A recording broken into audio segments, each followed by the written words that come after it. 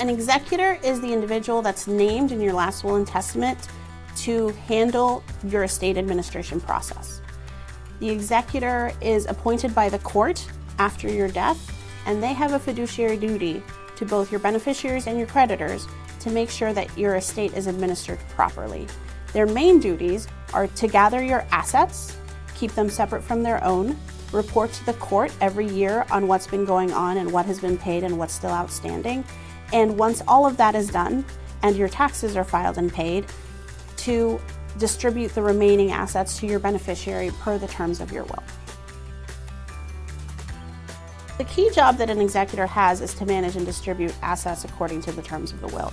And the way they do that under court supervision is to gather the assets, make sure they keep them separate from their own assets, and pay any creditors. Everybody has some loose ends once they pass, such as last hospital bills, payment for last illnesses, tax returns, regardless of what time of year somebody passes, tax returns are due the following year.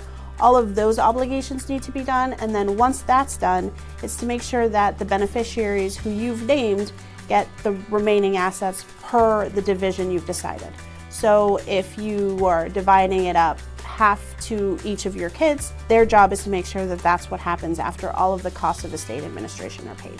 And those distributions are made depending on what the beneficiary wants. So an executor will talk to them if the majority of the estate assets are held in stocks and investment accounts.